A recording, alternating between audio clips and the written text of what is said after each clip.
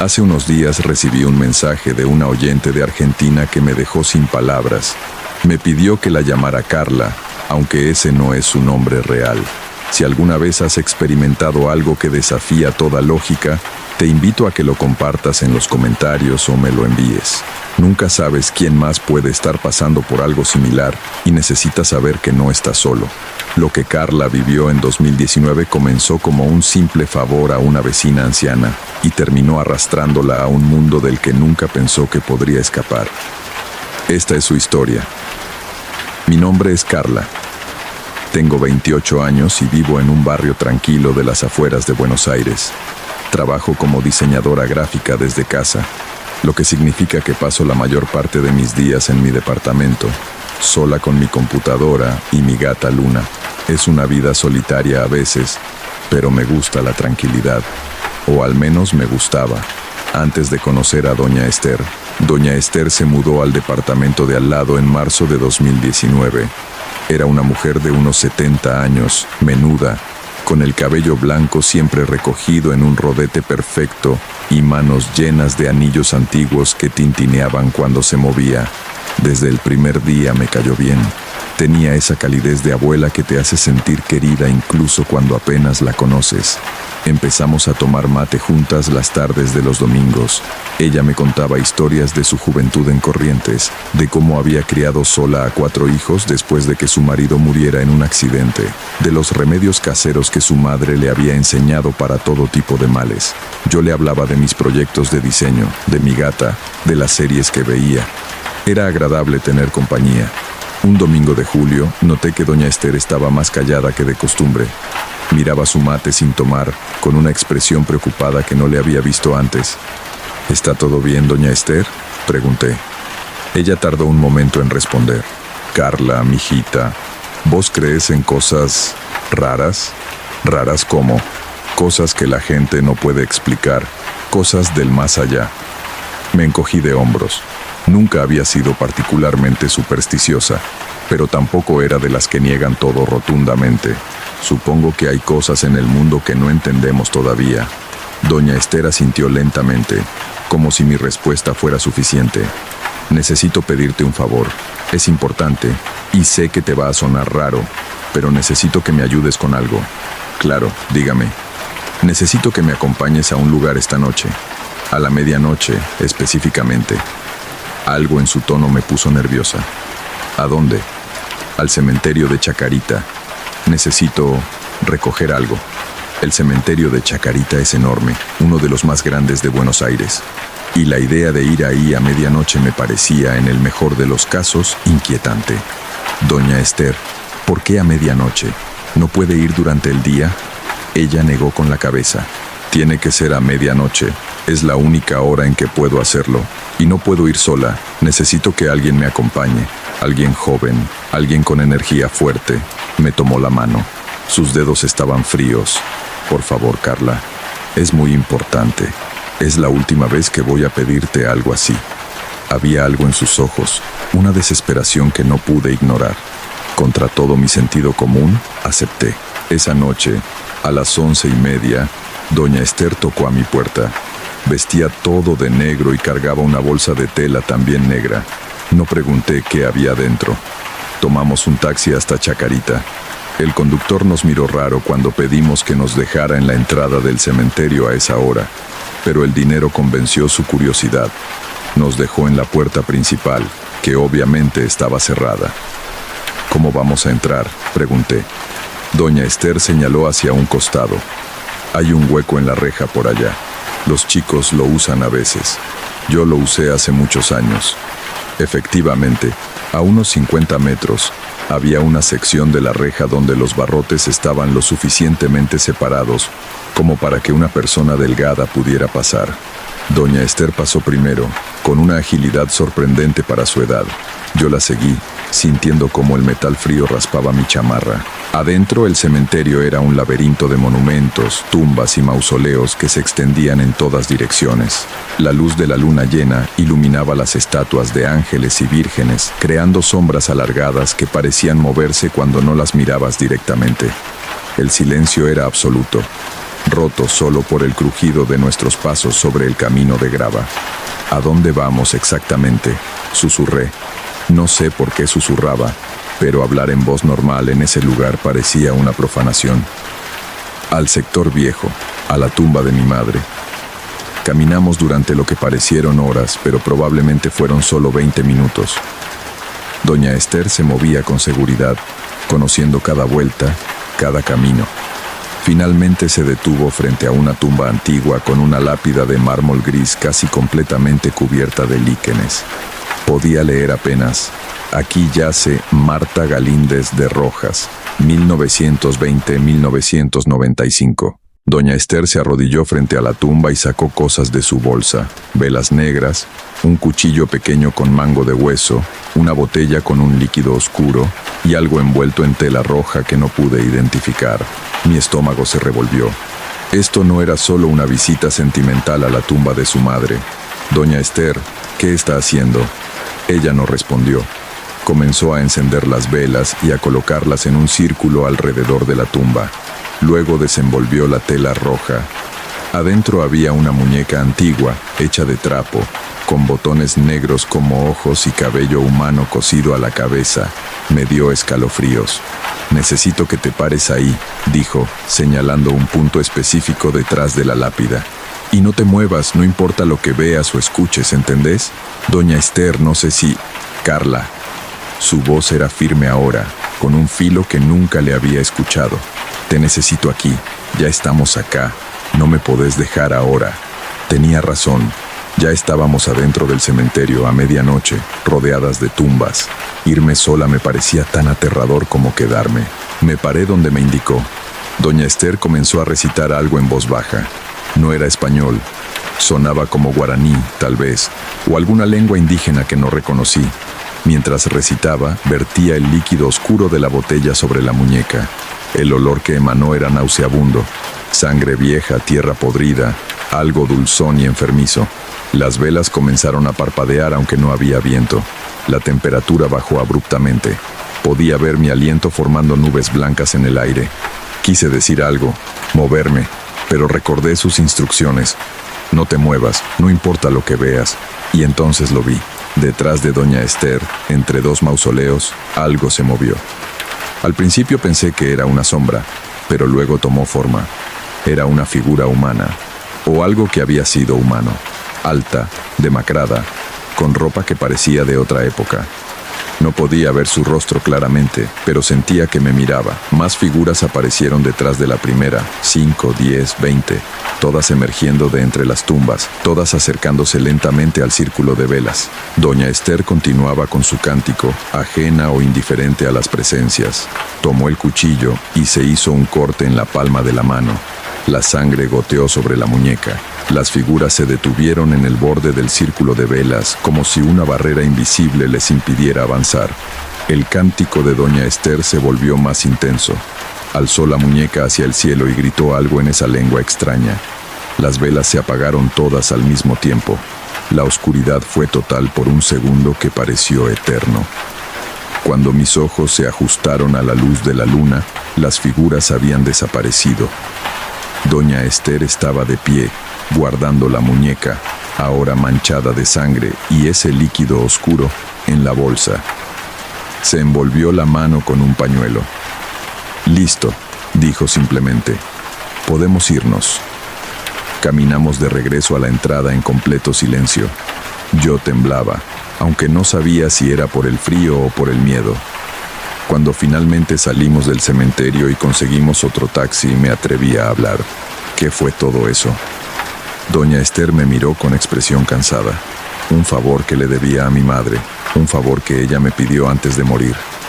Esas cosas que vi, esas figuras, los muertos siempre están cerca, Carla, solo que la mayoría de la gente no los puede ver.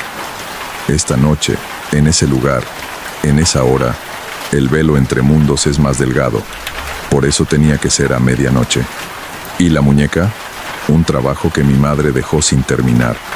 Ahora está terminado. No hizo falta que preguntara más. La expresión en su rostro dejaba claro que no obtendría más respuestas. Esa noche no pude dormir. Cada vez que cerraba los ojos, Veía esas figuras emergiendo de entre las tumbas. Escuchaba ese cántico en lengua extraña. Olía esa mezcla nauseabunda de sangre y tierra. Los días siguientes fueron normales en la superficie. Seguí con mi trabajo. Doña Esther seguía tomando mate conmigo los domingos como si nada hubiera pasado. Pero algo había cambiado en mí. Empecé a notar cosas que antes no notaba. Sombras que se movían en los rincones de mi departamento cuando no las miraba directamente. Susurros apenas audibles cuando estaba sola. La sensación constante de ser observada. Luna, mi gata, empezó a comportarse extraño. Se quedaba mirando esquinas vacías, erizaba el lomo y bufaba a la nada. Algunas noches se negaba rotundamente a entrar a mi habitación. Intenté convencerme de que era mi imaginación, que la experiencia en el cementerio me había dejado paranoica, pero en el fondo sabía que algo había cambiado. Esa noche en Chacarita había abierto algo en mí, alguna percepción que antes estaba cerrada. 2 semanas después del incidente en el cementerio, Doña Esther vino a mi puerta a las 3 de la mañana. Tocaba con insistencia. Cuando abrí, su rostro estaba pálido, sus manos temblaban. «Necesito tu ayuda otra vez», dijo sin preámbulos. Algo salió mal. ¿Qué pasó? La muñeca. El trabajo no se selló correctamente. Algo se despertó y ahora está suelto.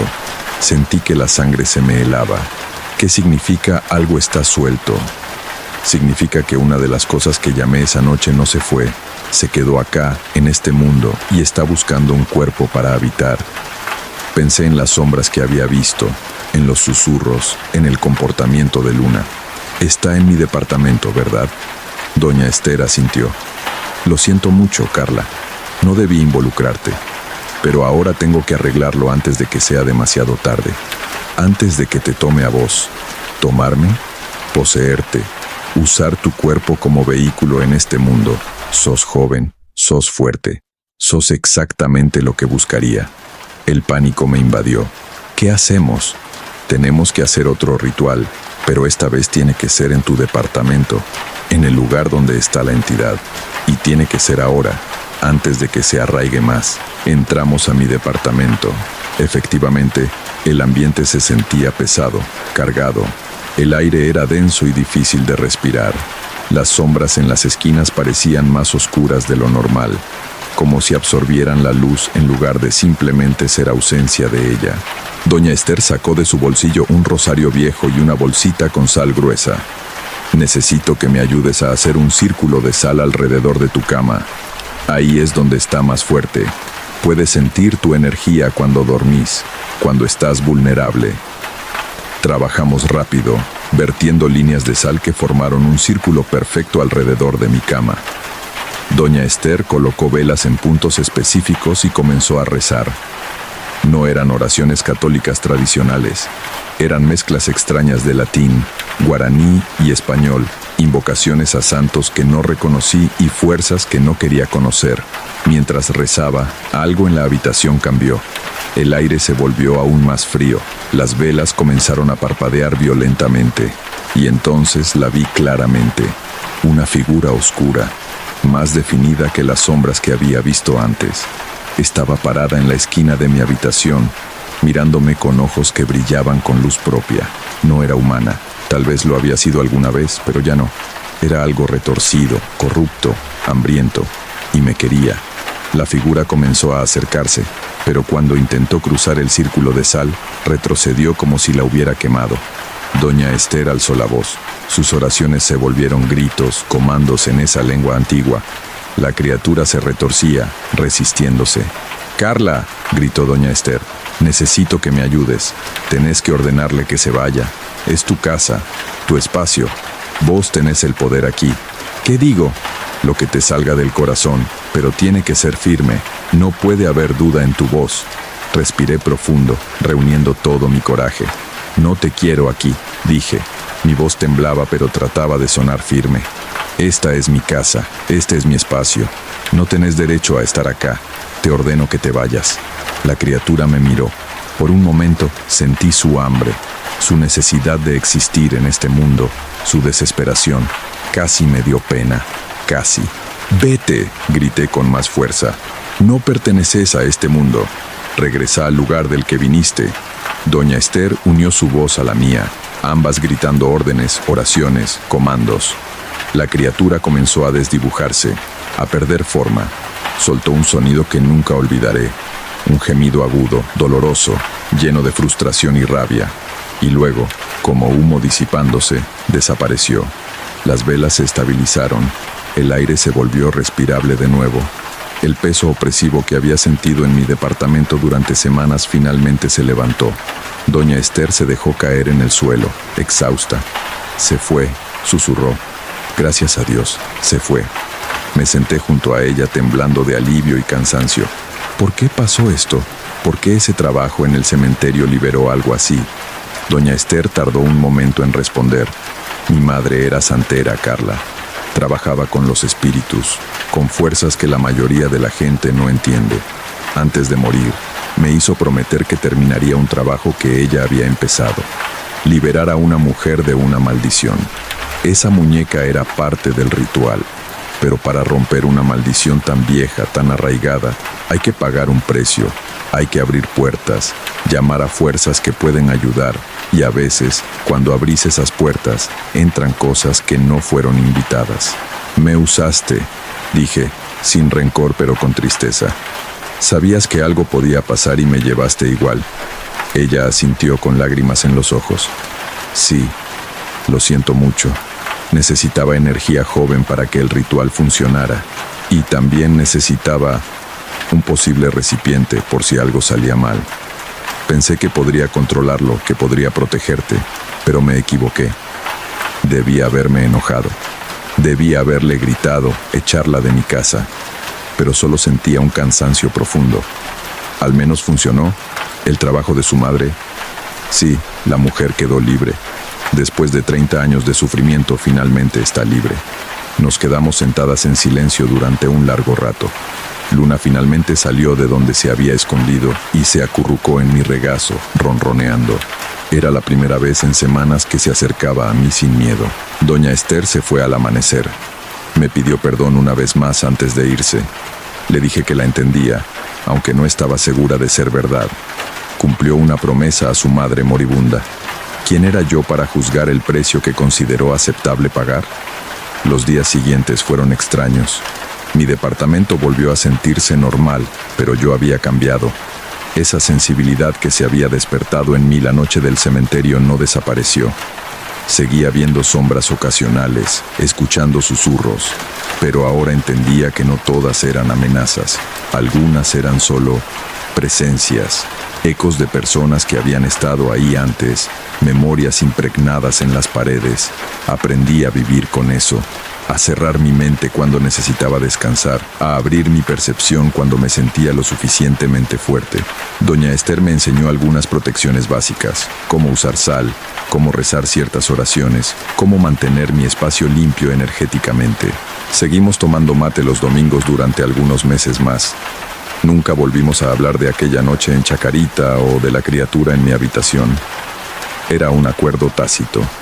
Lo que pasó, pasó. Lo importante era que ambas habíamos sobrevivido. En diciembre de ese año, doña Esther me dijo que se mudaría a vivir con una de sus hijas en Córdoba. Dijo que ya había cumplido con todos sus compromisos en Buenos Aires, que era tiempo de descansar. El día que se fue, me regaló el rosario que había usado para expulsar la criatura de mi casa. Guárdalo cerca, me dijo. Nunca se sabe cuándo vas a necesitar protección. Ahora que podés ver lo que otros no ven, tenés que ser cuidadosa. Hay cosas allá afuera que notarán que vos las podés percibir. ¿Algún consejo final? Pregunté medio en broma, medio en serio. Sí. Si alguna vez alguien te pide que los acompañes a un cementerio a medianoche, decí que no. Ambas nos reímos, aunque la risa tenía un tono amargo. Ahora, 2 años después, sigo viviendo en el mismo departamento. Luna está bien, más vieja y más gordita, pero bien. Mi trabajo sigue igual. Mi vida, en la superficie, es completamente normal. Pero llevo el rosario de doña Esther conmigo siempre. Y he aprendido que hay un mundo paralelo al nuestro, lleno de cosas que la mayoría de la gente nunca verá ni comprenderá. A veces me pregunto sobre esa mujer que doña Esther liberó de la maldición. ¿Quién era? ¿Qué había hecho para merecer 30 años de sufrimiento? ¿Vale la pena el precio que pagamos para liberarla? No tengo respuestas. Lo que sí sé es que hay fuerzas en este mundo que van más allá de nuestra comprensión. Fuerzas que nuestras abuelas conocían, que las santeras y curanderas han trabajado durante generaciones. No son buenas ni malas inherentemente, son simplemente parte de la realidad, una capa que existe justo debajo de lo que consideramos normal. Y sé que tengo que vivir con esta percepción ahora. No puedo cerrar los ojos a lo que he visto. No puedo dejar de escuchar los susurros. Todo lo que puedo hacer es aprender, protegerme y respetar las fuerzas que no comprendo. Doña Esther me llama cada tanto desde Córdoba. Hablamos de cosas mundanas, el clima, su familia, mis proyectos de trabajo. Nunca mencionamos lo que pasó, pero ambas sabemos. Ambas llevamos las cicatrices de aquellas noches, visibles solo para quienes saben dónde mirar. A veces, en las madrugadas cuando no puedo dormir, miro las esquinas de mi habitación y veo sombras que se mueven. Ya no me asustan. He aprendido a distinguir entre lo peligroso y lo inofensivo. He aprendido que los muertos no siempre están en paz, pero tampoco siempre son una amenaza.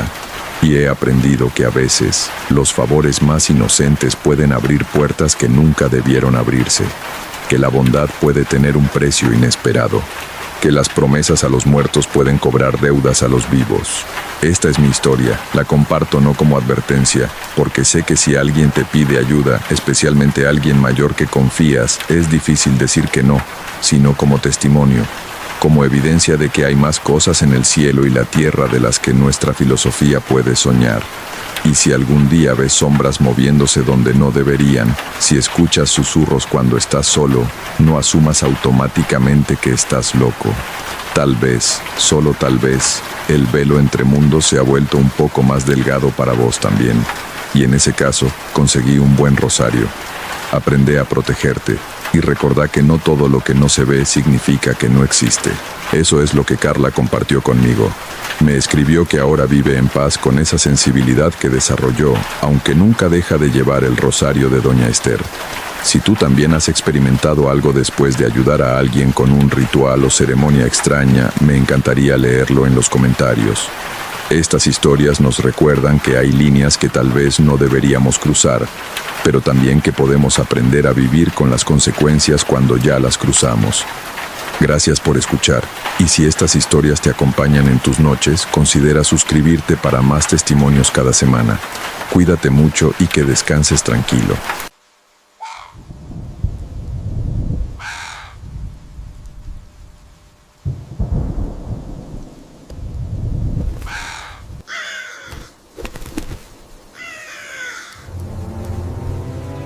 Recibí este testimonio de una seguidora llamada Valeria, quien vive en Medellín, Colombia. Lo que me contó sobre los primeros meses de vida de su hija me dejó profundamente perturbado, porque suena exactamente como algo que podría pasarle a cualquier familia joven. Si eres padre o madre y has notado cosas extrañas en el monitor de tu bebé, cosas que no pueden explicarse fácilmente, déjalo en los comentarios. Antes de comenzar, si estas historias te atrapan y quieres más contenido como este, suscríbete al canal. Publicamos nuevas historias cada semana.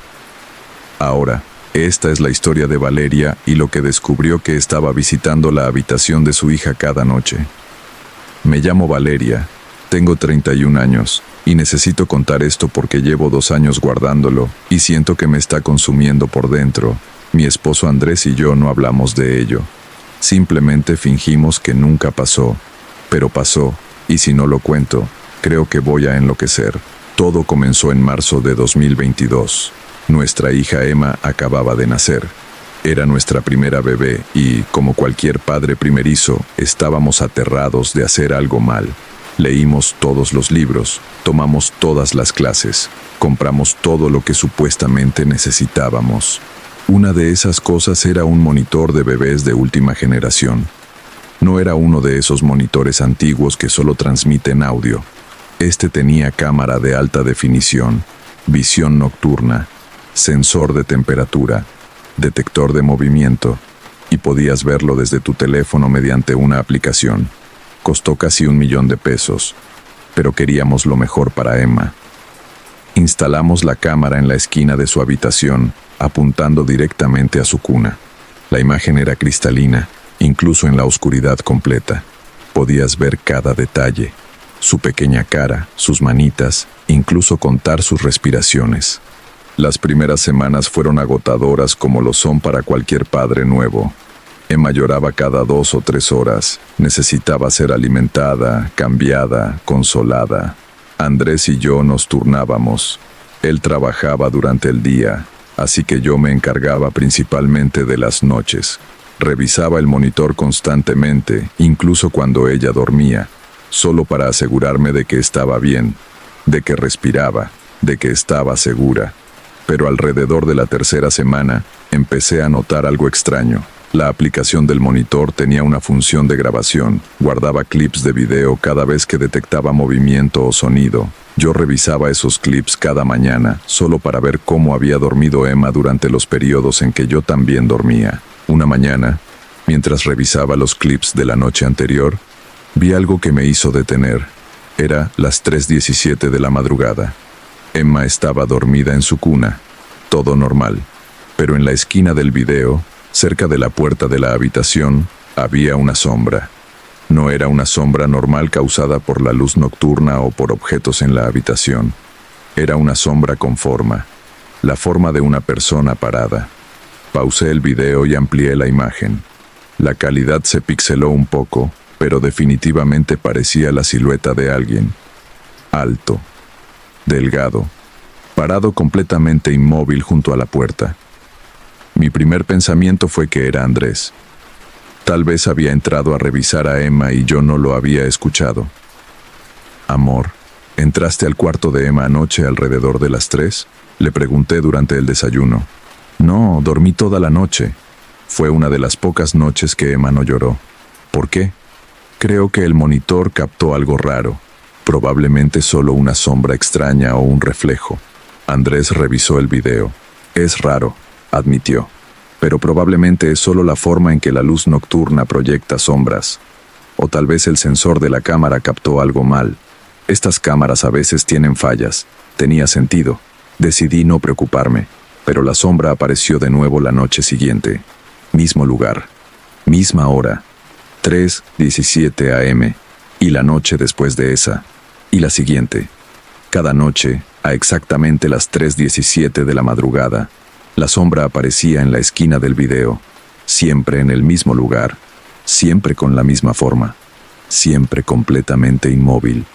Emma nunca parecía perturbada por ello. Seguía durmiendo pacíficamente, no lloraba, no se movía. Solo dormía mientras esa sombra estaba ahí. Después de una semana de ver esto todas las noches, le mostré a Andrés todos los clips. Mira, no es solo una noche. Es todas las noches, exactamente a la misma hora. ¿Cómo explicas eso? Andrés frunció el ceño. No lo sé. Tal vez hay algo en la habitación que se mueve con el aire del ventilador a esa hora. O tal vez es un defecto del software que inserta la misma anomalía a la misma hora. Deberíamos contactar al fabricante, pero yo sabía que no era eso. Había algo diferente en esa sombra. La forma en que aparecía tan perfectamente formada. La forma en que parecía estar mirando directamente a la cuna. Esa noche, decidí quedarme despierta y vigilar el monitor en tiempo real. Quería ver si la sombra aparecía cuando yo estaba mirando activamente, no solo en las grabaciones. Me senté en mi cama con el teléfono en la mano, mirando la transmisión en vivo del monitor. Andrés dormía a mi lado. Eran las 3 de la madrugada. 3:10 a.m. Emma dormía tranquilamente. La habitación estaba vacía excepto por ella. 3:15 a.m. Todo seguía igual. Comencé a pensar que tal vez Andrés tenía razón. Tal vez era solo un problema de software que solo afectaba las grabaciones. 3:17 a.m. La sombra apareció. No gradualmente, no se formó lentamente. Simplemente estaba ahí de repente. Un segundo la esquina estaba vacía, el siguiente había una figura oscura parada allí. Mi corazón comenzó a latir salvajemente. Miré la pantalla con ojos muy abiertos. La figura no se movía. Solo estaba ahí, parada, como una estatua oscura. Y entonces hizo algo que hizo que mi sangre se congelara. La figura giró su cabeza, lentamente, y miró directamente a la cámara. No tenía cara, no tenía rasgos, solo era una silueta oscura, pero de alguna manera imposible de explicar, supe que me estaba mirando, a través de la cámara, a través del teléfono, directamente a mí. Solté un grito ahogado y dejé caer el teléfono. Andrés se despertó de inmediato. ¿Qué pasa? ¿Qué pasó? La sombra, la vi, estaba mirando, no podía formar oraciones coherentes. Andrés agarró mi teléfono del suelo. La pantalla mostraba el monitor. La esquina estaba vacía. La sombra se había ido. Emma seguía durmiendo. Valeria, no hay nada ahí. Estaba ahí. La vi, me miró. Estás exhausta. No has dormido bien en semanas. Tu mente te está jugando trucos. Tal vez tenía razón. Tal vez estaba tan agotada que estaba alucinando. Pero lo que vi se sintió tan real, tan terriblemente real. A la mañana siguiente, revisé la grabación de esa noche. La sombra aparecía a las 3:17, como siempre. Pero en la grabación no giraba la cabeza. Solo estaba ahí, inmóvil, durante aproximadamente 2 minutos antes de desaparecer. ¿Había imaginado que me miró? ¿O la grabación no capturó ese momento? No lo sabía. Pero decidí hacer algo. Esa noche, a las 3:15 a.m., entré físicamente a la habitación de Emma. Si había algo ahí, lo vería con mis propios ojos. Me paré junto a la cuna, mirando a Emma dormir. Mi teléfono estaba en mi mano, mostrando la transmisión en vivo del monitor. Podía verme a mí misma en la pantalla, parada junto a la cuna. 3:17 a.m. Sentí un cambio en la habitación. La temperatura cayó, no gradualmente, sino de repente, como si alguien hubiera abierto una ventana en pleno invierno. Podía ver mi aliento, y entonces lo sentí, una presencia, justo detrás de mí. Cada instinto me gritaba que no mirara, que saliera corriendo de la habitación, pero tenía que saber, tenía que ver. Giré lentamente, no había nadie ahí. La habitación estaba vacía, solo yo y Emma. Pero miré mi teléfono, la transmisión en vivo del monitor. En la pantalla había alguien parado detrás de mí. Una figura alta, oscura, sin rasgos definidos, parada a menos de medio metro de mi espalda, tan cerca que debería poder sentir su respiración. Pero cuando miraba la habitación real con mis propios ojos, no había nada. Solo existía en la cámara. Salí de la habitación caminando hacia atrás, sin apartar la mirada del espacio vacío detrás de mí. Cuando crucé el umbral de la puerta, la temperatura volvió a la normalidad instantáneamente. Cerré la puerta y me apoyé contra ella, temblando. Miré mi teléfono. En la pantalla del monitor, la figura seguía en la habitación de Emma. Ahora estaba parada directamente junto a la cuna, mirando hacia abajo a mi bebé dormida. Abrí la puerta bruscamente y encendí la luz de la habitación. Emma se despertó inmediatamente, parpadeando por la luz repentina. Comenzó a llorar, pero la habitación estaba vacía. Cuando miré el monitor, la figura había desaparecido. Esa fue la gota que derramó el vaso. A la mañana siguiente, llamé a un sacerdote. El padre Miguel vino a la casa esa tarde. Era un hombre mayor, de unos 60 años, que había sido sacerdote en nuestra parroquia durante décadas. Le conté todo. Esperaba que pensara que estaba loca, pero no lo hizo. No eres la primera persona que me cuenta algo así, dijo con seriedad. Los monitores de bebés modernos, las cámaras de seguridad, a veces captan cosas que existen en frecuencias que nuestros ojos no pueden ver normalmente, pero que las cámaras sí pueden. ¿Qué es esa cosa? ¿Está tratando de hacerle daño a mi bebé? No lo sé con certeza, pero voy a bendecir tu casa y específicamente la habitación de tu hija. Y te voy a dar algo. Me entregó un rosario pequeño. Cuelga esto sobre la cuna de Emma y reza, todos los días, por protección. El padre Miguel bendijo toda la casa, prestando especial atención a la habitación de Emma. Roció agua bendita en cada esquina, recitó oraciones en latín, colocó una pequeña medalla de San Miguel en la cabecera de la cuna. Ahora, hay algo más que necesitas hacer, dijo. Esa cámara, necesitas moverla. ¿Moverla? ¿Por qué? Porque creo que no está captando algo que está ahí. Creo que está sirviendo como portal, como ventana, permitiendo que algo mire hacia adentro. Y cuanto más miras, más fuerte se vuelve la conexión. Pero necesito el monitor. ¿Cómo voy a saber si Emma está bien? Usa el audio solamente, o consigue un monitor diferente, uno más simple. Pero esa cámara específica, en ese lugar específico, está creando una puerta, y algo la está usando. No quería creerlo. Sonaba demasiado absurdo, demasiado sobrenatural.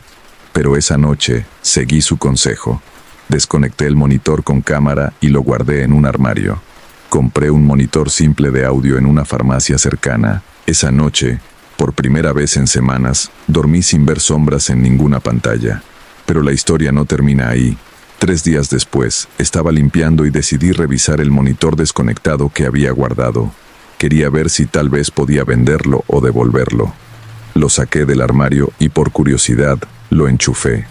La aplicación en mi teléfono se conectó automáticamente. La cámara todavía estaba donde la había dejado, apuntando al rincón del armario. Solo mostraba ropa colgada y cajas, pero la aplicación mostraba que había grabaciones nuevas, de las últimas 3 noches, incluso estando desconectada de la corriente.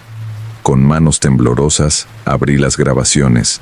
Cada una mostraba lo mismo: oscuridad total, como si la cámara estuviera en un lugar completamente negro, pero podías escuchar audio, respiración pesada, y cada tanto, una voz, susurrando tan bajo que casi no se podía distinguir.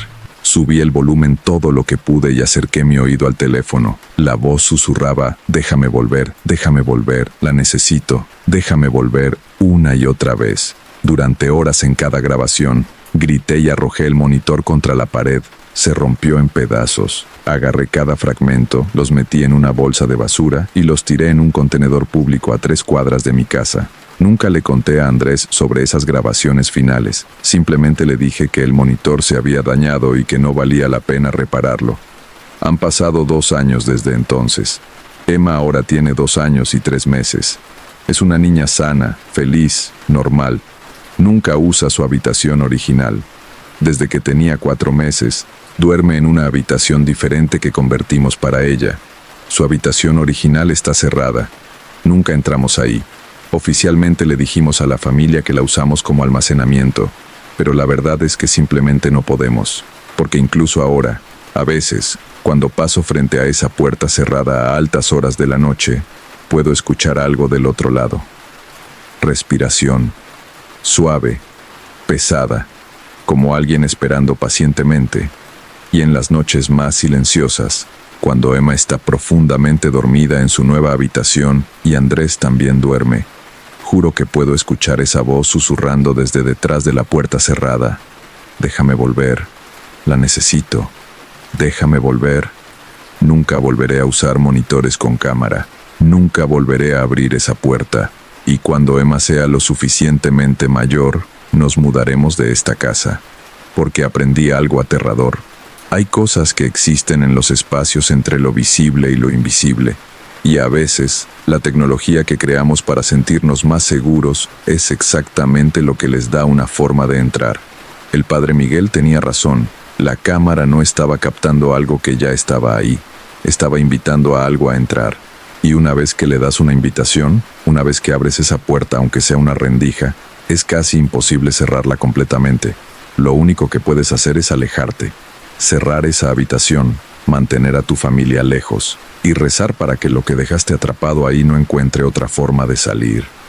Hasta aquí llega el testimonio de Valeria. Me dijo que escribir esto la ayudó un poco, aunque todavía vive con el miedo de que algún día tendrán que enfrentar lo que dejaron encerrado en esa habitación. Si alguna vez has notado cosas extrañas en monitores de bebés, cámaras de seguridad o cualquier dispositivo que te permita ver espacios remotamente, déjalo en los comentarios. A veces la tecnología capta más de lo que queremos ver. Cuida a tu familia, cuídate tú, y nos vemos en la siguiente historia. Que descanses bien.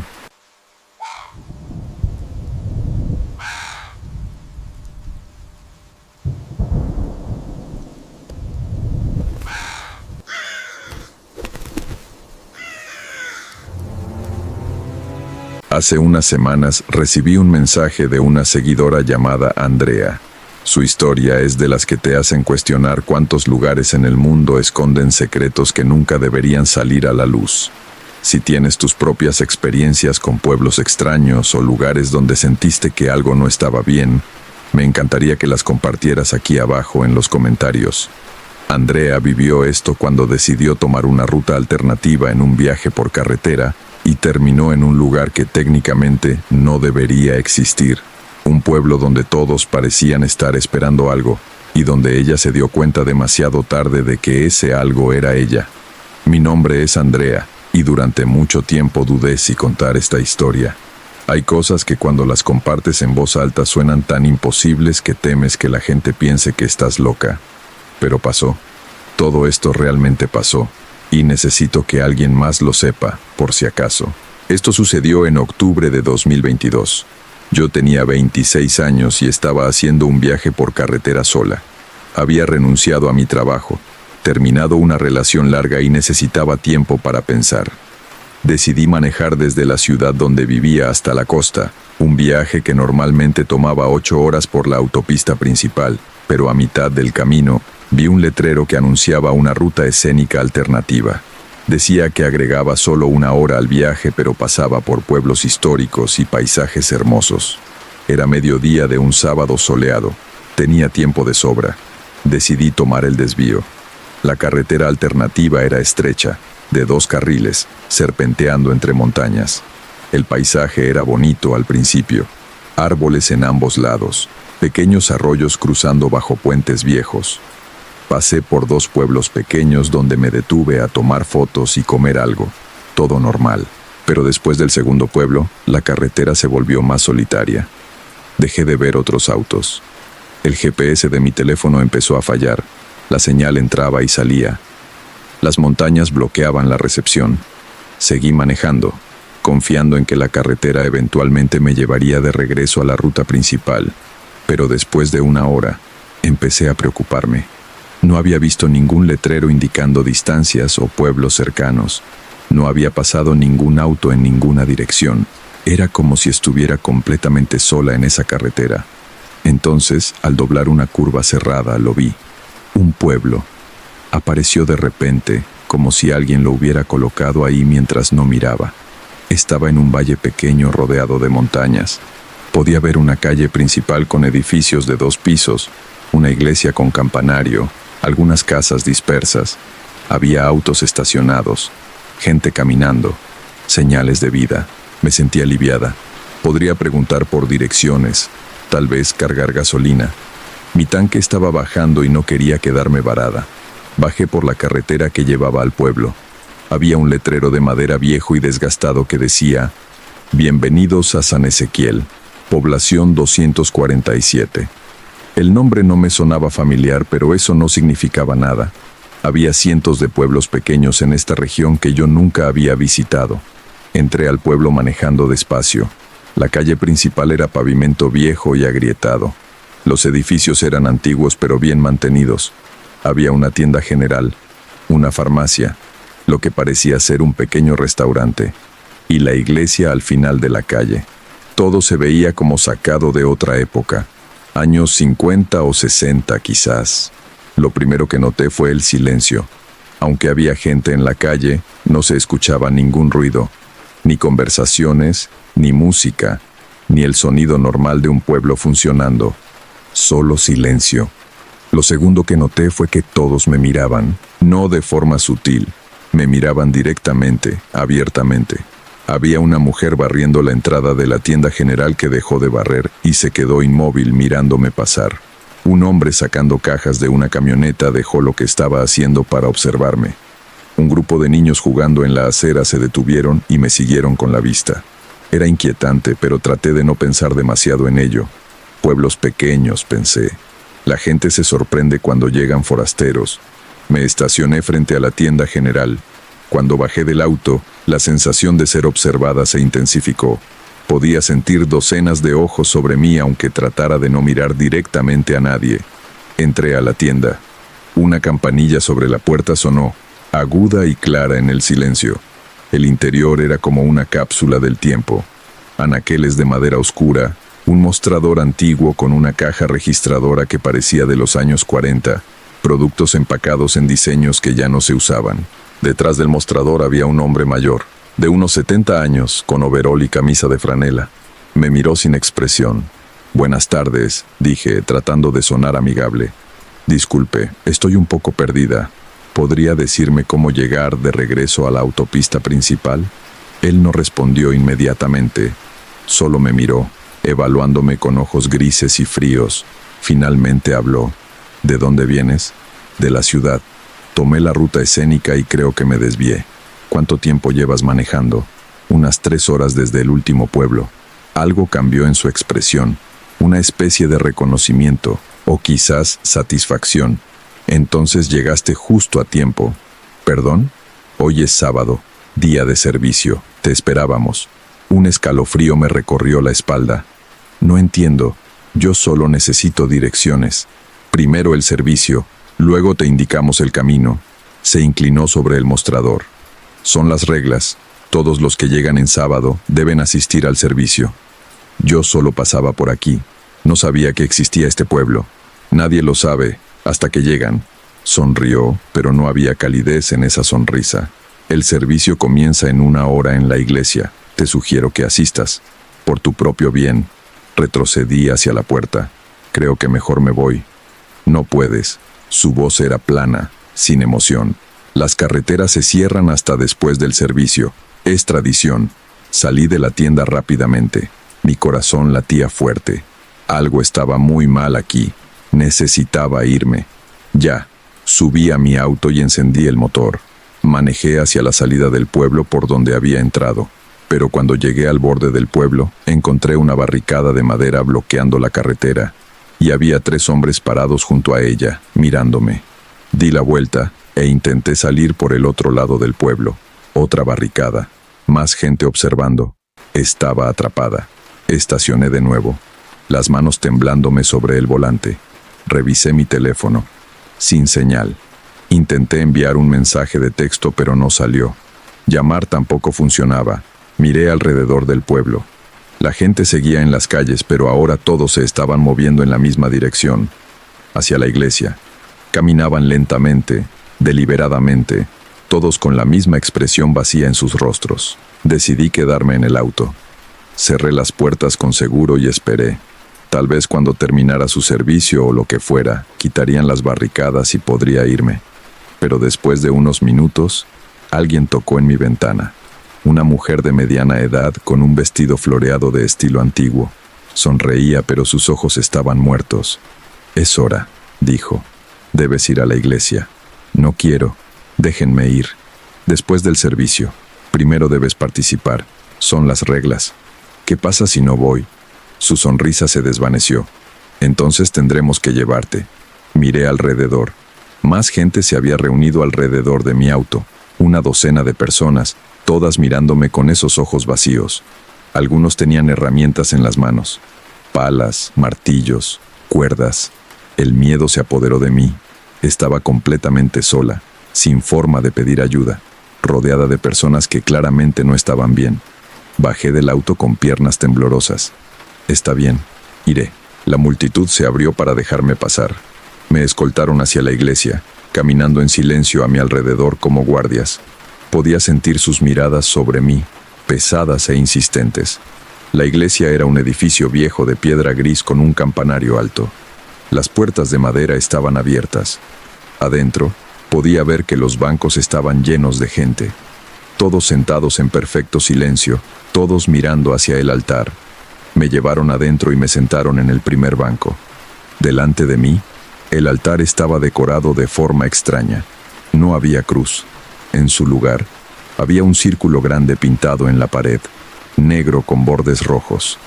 Dentro del círculo había letras que no reconocí, en algún alfabeto antiguo. Y debajo del círculo había una mesa con objetos, velas negras, un cáliz de metal oscuro y algo que parecía ser un libro muy antiguo con tapas de cuero agrietado. Un hombre salió de una puerta lateral. Era mayor, tal vez de 80 años, vestido con túnica negra. Caminó hasta el altar con pasos lentos pero seguros. «Hermanos y hermanas», dijo con voz sorprendentemente fuerte. Hoy es un día bendito. Una visitante ha llegado, como fue profetizado, como siempre sucede. Todos en la iglesia giraron para mirarme, cientos de ojos fijos en mí. Quise gritar, pero mi voz no salió. San Ezequiel nos enseñó, continuó el hombre, que este pueblo existe fuera del mundo normal, que somos protegidos y bendecidos mientras sigamos las tradiciones, mientras ofrezcamos lo que se nos pide. Abrió el libro antiguo.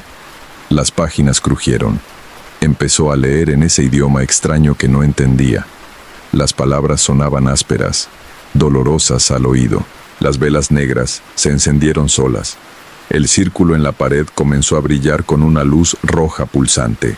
Cada ciclo, dijo el hombre, debemos renovar nuestro pacto. Cada ciclo, el camino trae a alguien que renueva nuestro acuerdo, alguien que nos permite seguir existiendo fuera del tiempo, protegidos, eternos. Entendí entonces lo que estaba pasando. Yo era la ofrenda, la renovación del pacto que mencionaba.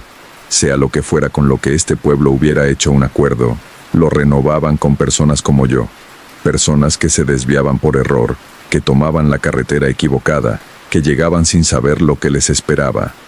Me puse de pie. No van a hacerme nada. La congregación se puso de pie como una sola entidad. Se movieron para bloquear las salidas. Sus rostros seguían vacíos, pero había algo debajo de esa vacuidad. Algo oscuro y hambriento. No puedes huir, dijo el hombre del altar. El pueblo decide. El pueblo siempre decide. Corrí hacia la puerta lateral por donde él había entrado. Nadie me detuvo. Atravesé un pasillo estrecho, bajé unas escaleras y terminé en lo que parecía ser una cripta bajo la iglesia.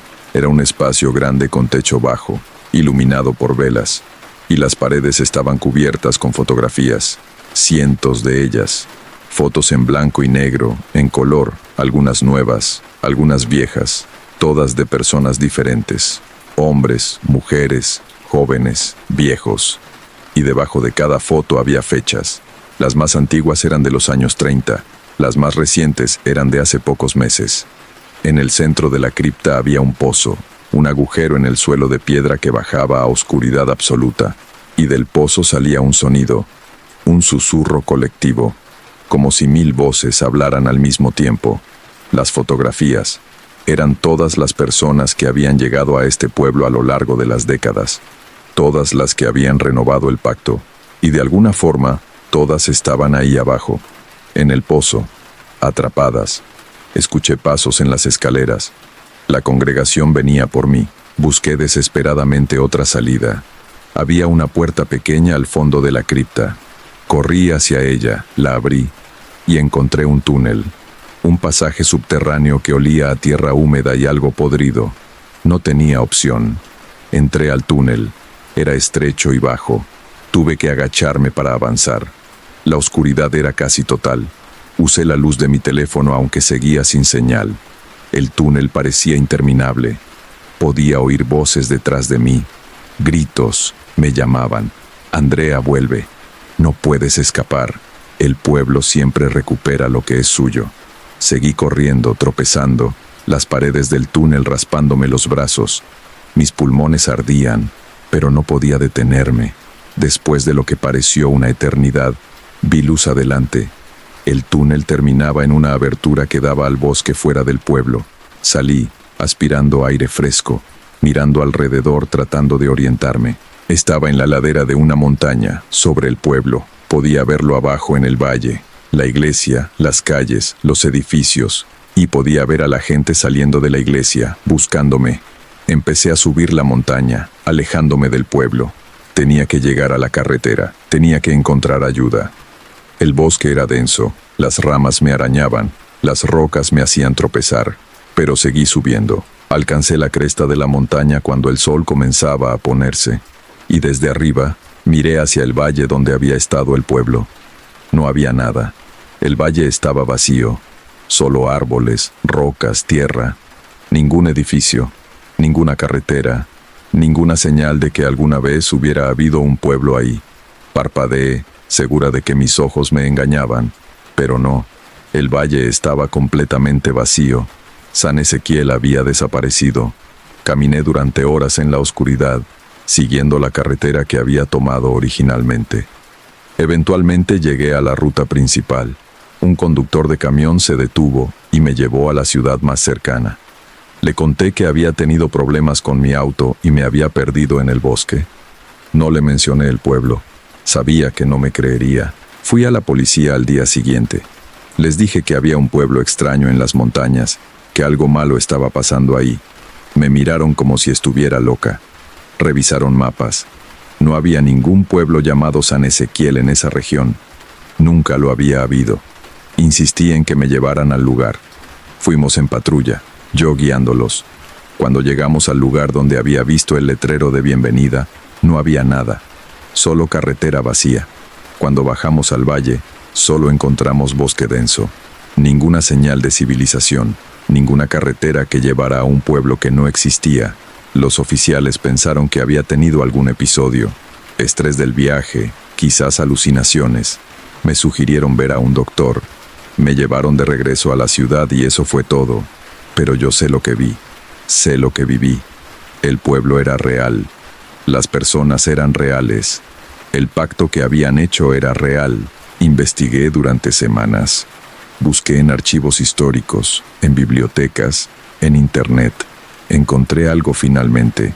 Una mención breve en un libro de historia regional de 1923. Hablaba de un pueblo llamado San Ezequiel que había sido fundado en 1887. En 1932, todo el pueblo desapareció.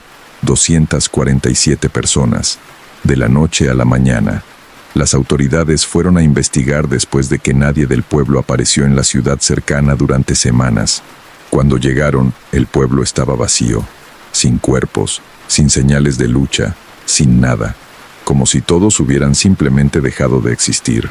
El caso nunca se resolvió. El pueblo fue declarado abandonado, pero con el tiempo, incluso el sitio del pueblo desapareció de los mapas. La gente olvidó que había existido, pero no desapareció realmente. Hizo un pacto con algo antiguo y oscuro, algo que los mantuvo existiendo fuera del tiempo normal, existiendo en momentos específicos, en días específicos, esperando a que personas desprevenidas tomaran la carretera equivocada. Y cada vez que alguien llega, renuevan su pacto. Mantienen su existencia por otro ciclo más. Atrapan otra alma en ese pozo bajo la iglesia. He intentado volver, varias veces, pero nunca encuentro el desvío. La entrada a esa carretera alternativa simplemente no está ahí cuando la busco. Es como si el camino solo aparezca para ciertas personas en ciertos momentos. O quizás ya cumplí mi propósito. Llegué, vi el pueblo, escapé. Y al escapar, quizás rompí algo. Quizás el pacto requería que yo me quedara. Y al irme, lo debilité. O quizás solo me están dejando vivir con el conocimiento, sabiendo que hay lugares que existen entre los espacios del mundo normal. Lugares que atrapan a los que se desvían del camino, lugares llenos de gente que hizo pactos terribles hace décadas y ahora están atrapados en un ciclo eterno de existencia y renovación. A veces me pregunto qué pasó cuando no me quedé. ¿El pueblo simplemente desapareció hasta el próximo ciclo? ¿O están buscando otra forma de renovar su pacto? ¿Otro camino? ¿Otra víctima? ¿Otra oportunidad? Y me pregunto sobre todas esas fotografías en la cripta. Todas esas personas, a lo largo de las décadas, ¿todavía están ahí, atrapadas en ese pozo? ¿Conscientes? ¿Sufriendo?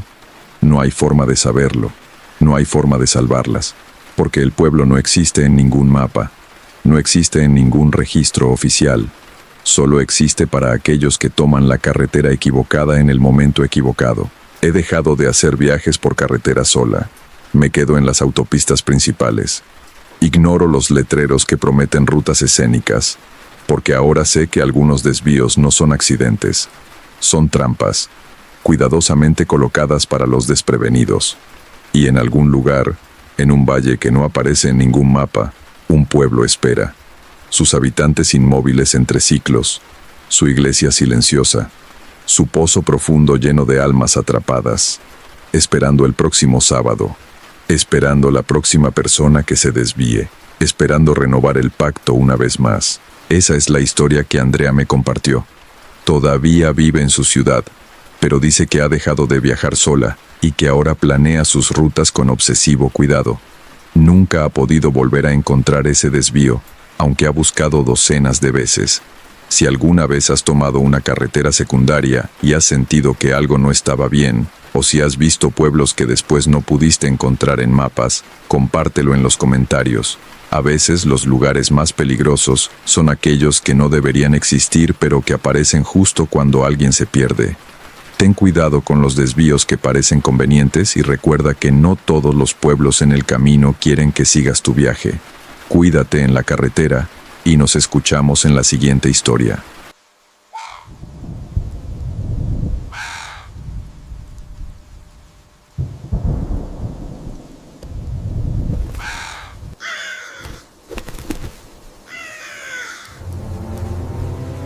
Un seguidor me escribió desde un pueblo en las montañas de México con algo que lleva años guardando en secreto. Me pidió usar un nombre falso por razones que entenderán pronto. Si tú también guardas alguna experiencia extraña que necesitas compartir, déjamela en los comentarios o envíamela directamente. A veces contar estas cosas ayuda a procesarlas. El nombre que usaremos es Roberto, y lo que vivió cuando tenía 17 años lo marcó de una forma que ningún terapeuta ha podido explicar. Prepárate, porque esta historia toca temas que muchos prefieren no mencionar. Me llamo Roberto, aunque ese no es mi verdadero nombre. Tengo 34 años ahora, pero lo que voy a contar pasó cuando tenía 17. Han pasado casi 2 décadas y todavía me despierto algunas noches con el corazón acelerado, recordando aquellos meses.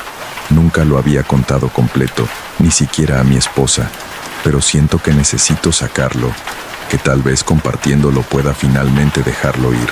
Crecí en un pueblo pequeño en la Sierra Madre, en México. No voy a decir exactamente dónde, pero era de esos lugares donde todo el mundo se conoce, donde las tradiciones viejas todavía importan más que cualquier modernidad, donde la gente todavía cree en cosas que en la ciudad te llamarían supersticioso por mencionar. Mi familia era normal. Papá trabajaba en una maderera, mamá cuidaba una tienda de abarrotes. Yo era el mayor de 3 hermanos.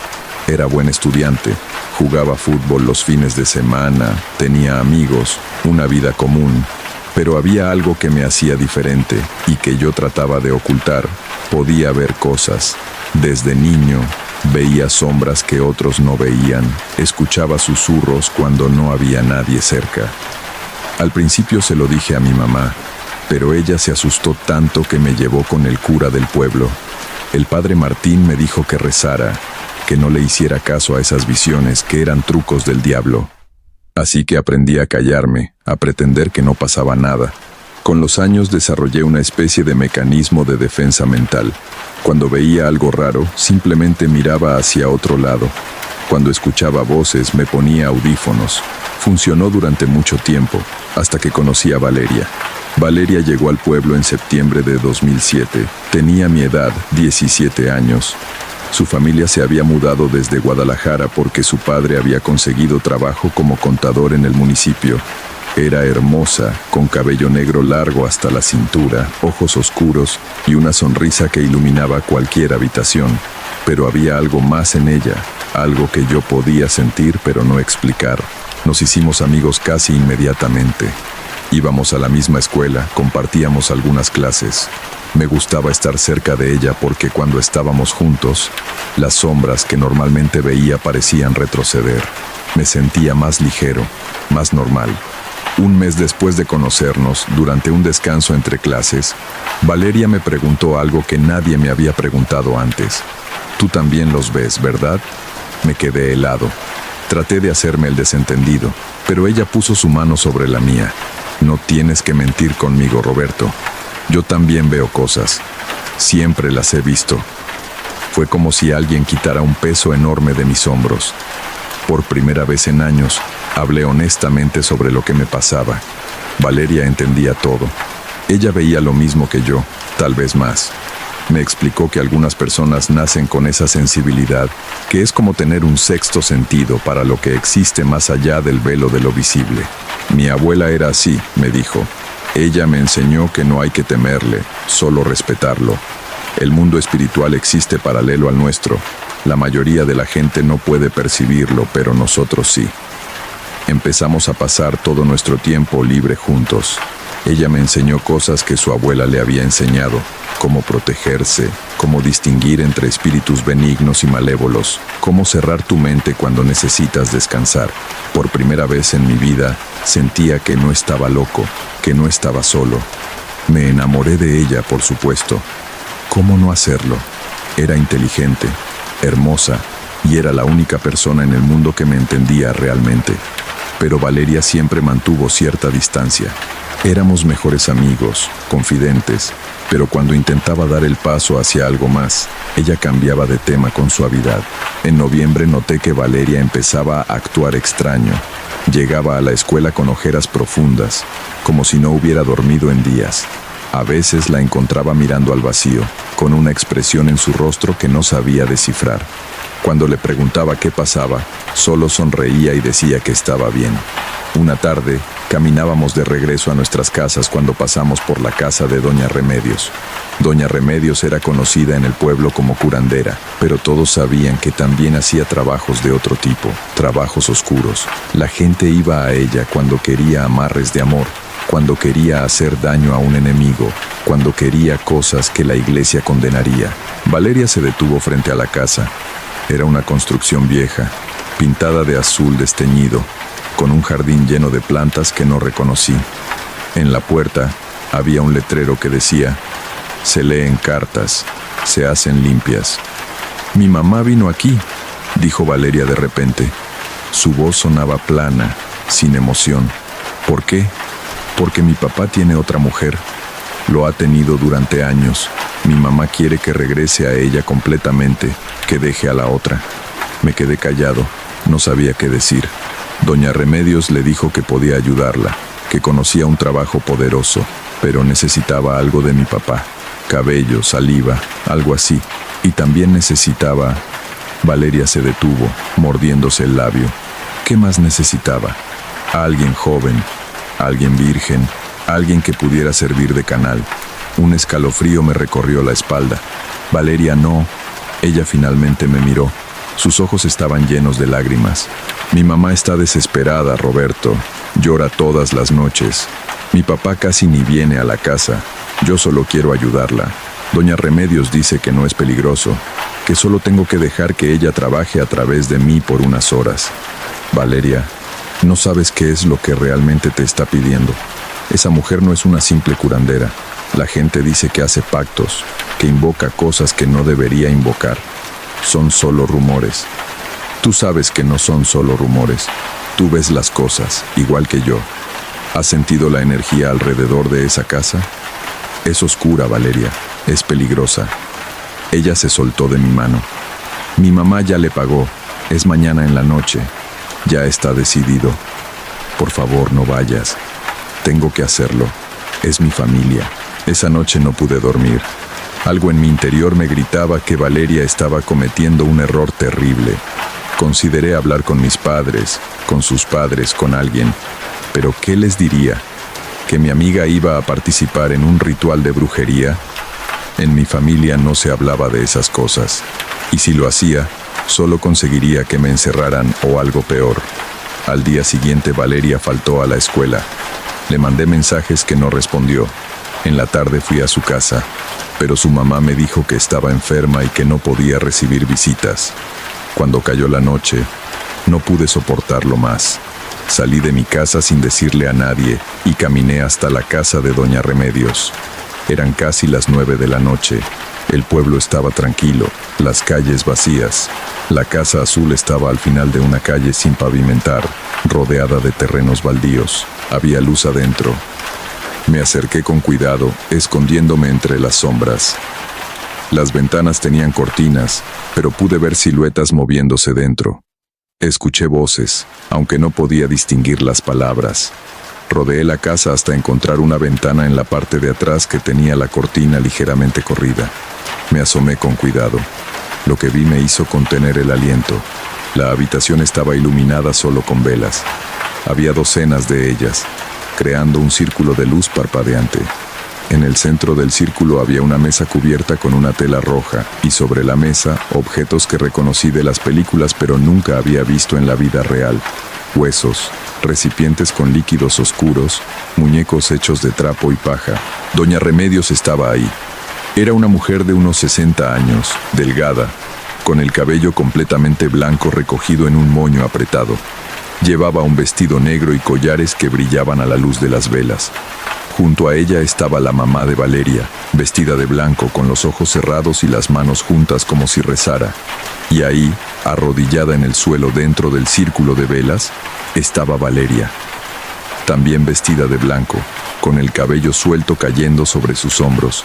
Tenía los ojos abiertos, pero su mirada estaba vacía, como si no estuviera realmente presente. Doña Remedios comenzó a hablar en un idioma que no reconocí.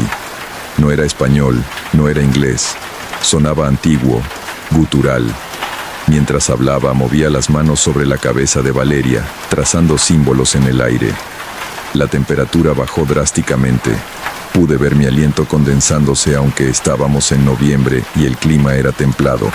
Las velas comenzaron a parpadear todas al mismo tiempo, como si una brisa invisible las agitara. Entonces vi algo que me hizo querer gritar. Detrás de Doña Remedios, emergiendo de la oscuridad como si la pared misma se abriera, apareció una figura.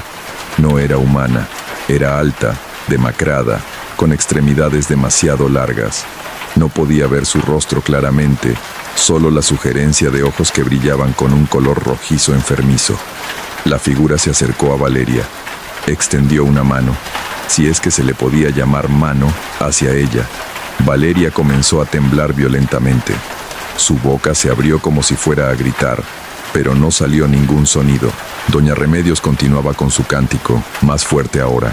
La madre de Valeria mantenía los ojos cerrados, ajena a la presencia que había en la habitación. No pude soportarlo más. Golpeé la ventana con todas mis fuerzas. ¡Valeria! El cristal se quebró. El cántico se detuvo abruptamente. Doña Remedios se volvió hacia la ventana con una expresión de furia absoluta. Pero lo que más me asustó fue que la criatura también me miró. Nuestros ojos se encontraron por un segundo que pareció eterno. Corrí. No sé cómo mis piernas me llevaron, pero corrí más rápido de lo que había corrido en mi vida. Escuché a Doña Remedios gritando algo detrás de mí, pero no me detuve. Corrí por las calles oscuras del pueblo, tropezando, cayendo, levantándome, hasta que llegué a mi casa. Me encerré en mi habitación. Mis padres trataron de preguntarme qué pasaba, pero no podía hablar. Me acurruqué en mi cama, temblando, con las luces encendidas. Esa noche no dormí. Cada vez que cerraba los ojos veía a esa criatura, esos ojos rojos mirándome. Sentía que sabía quién era yo, que me había marcado de alguna forma. Al día siguiente, Valeria llegó a la escuela. Cuando la vi, sentí alivio inmediato. Estaba bien, estaba viva. Corrí hacia ella. Valeria, gracias a Dios. Anoche yo. Pero cuando me miró, algo estaba mal. Sus ojos eran los mismos, su rostro era el mismo, pero había algo diferente en la forma en que me miraba, como si no me reconociera completamente. Hola, Roberto, dijo. Su voz sonaba normal, pero había un tono extraño en ella, demasiado calmada, demasiado controlada. ¿Estás bien? Yo fui a la casa de Doña Remedios anoche, vi. No sé de qué hablas, me interrumpió. Estuve enferma en mi casa toda la noche. Valeria, yo te vi. Estabas en esa habitación, había una cosa, una criatura. Ella se acercó a mí, puso una mano en mi hombro y me miró directamente a los ojos. Cuando habló, su voz era apenas un susurro. Olvídalo, Roberto. Olvida lo que viste, por tu propio bien.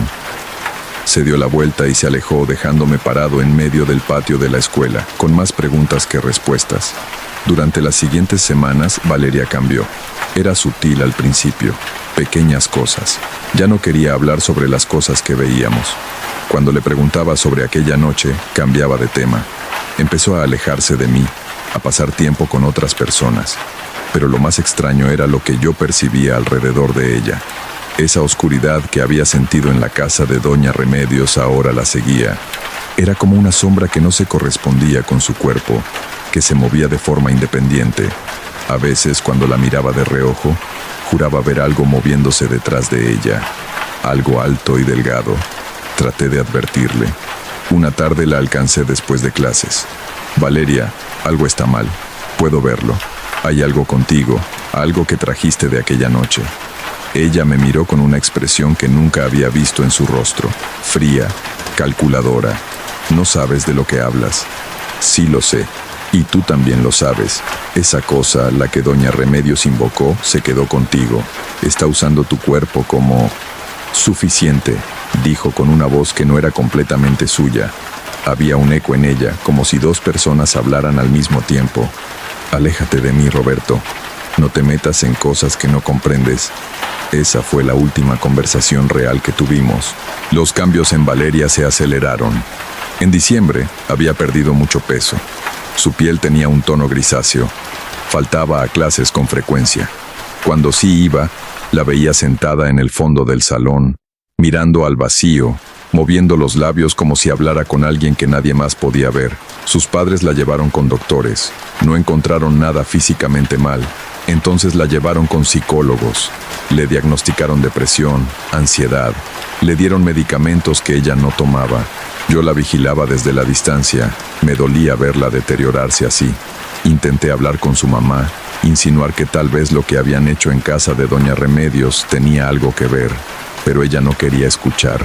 Me dijo que estaba loco, que la dejara en paz. Intenté ir con el padre Martín, el cura del pueblo. Le conté todo, esperando que él pudiera ayudar. Me escuchó con expresión grave. Lo que describes, hijo, es una posesión o algo parecido. Esa mujer, doña Remedios, abrió una puerta que no debió abrir. Y ahora algo del otro lado está usando a tu amiga. ¿Puede ayudarla, padre? ¿Puede hacer un exorcismo o algo así? Necesitaría el permiso de la familia. Y por lo que me cuentas, no están dispuestos a aceptar la verdad. Entonces, ¿qué puedo hacer? El padre Martín me miró con tristeza. Reza por ella, hijo, y protégete. Si esa entidad sabe que tú puedes verla, que interrumpiste su ritual, podría ser el siguiente objetivo. Sus palabras me aterraron, pero tenía razón. Desde aquella noche, yo también había notado cambios. Veía más sombras que antes, escuchaba susurros constantes, y a veces, en la madrugada, sentía una presencia en mi habitación. Algo que me observaba desde las esquinas oscuras. Empecé a llevar conmigo cosas que el padre Martín me dio. Una medalla de San Benito, agua bendita en una botellita pequeña, oraciones escritas en papelitos que guardaba en mis bolsillos. Me decía a mí mismo que era superstición, pero en el fondo sabía que necesitaba toda la protección posible. Enero llegó y con él regresamos a clases después de las vacaciones de invierno. Valeria volvió, pero era irreconocible. Había perdido tanto peso que su ropa le quedaba enorme. Tenía el cabello opaco y maltratado. Sus ojos, que antes brillaban con inteligencia y vida, ahora estaban hundidos y rodeados de ojeras profundas. Un día, a mediados de enero, me encontró en el pasillo de la escuela. Hacía semanas que no hablábamos directamente.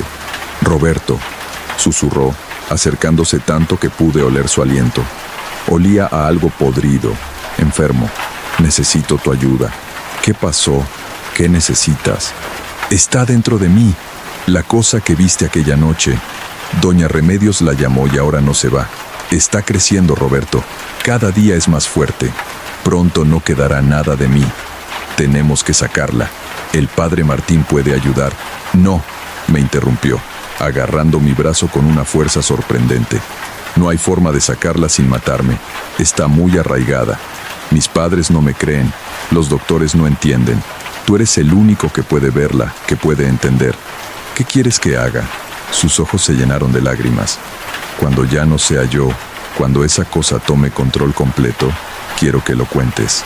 Que le digas a la gente lo que realmente pasó. Que adviertas a otros sobre doña Remedios y sus trabajos. Prométemelo». «Valeria, no digas eso.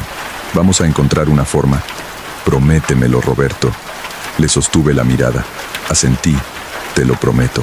Ella sonrió débilmente. Por un segundo vi un destello de la chica que había conocido en septiembre. Luego se alejó por el pasillo sin mirar atrás. Fue la última vez que la vi caminando por su propia voluntad. 2 días después, Valeria tuvo un colapso en medio de la clase de matemáticas. Comenzó a convulsionar, a hablar en idiomas que nadie conocía. Tomó la fuerza de 3 maestros sostenerla. La ambulancia se la llevó al hospital regional. Yo quise visitarla, pero no me dejaron entrar. Desde afuera de su habitación podía escuchar gritos. No eran gritos normales, eran guturales, animales. Y entre los gritos, escuchaba risas. Risas que no eran de este mundo. Los doctores no sabían qué hacer. Los medicamentos no funcionaban. Valeria se arrancaba las vías intravenosas, mordía a las enfermeras. Hablaba en idiomas antiguos que ningún traductor pudo identificar. Finalmente, desesperados, sus padres accedieron a que el padre Martín intentara un exorcismo.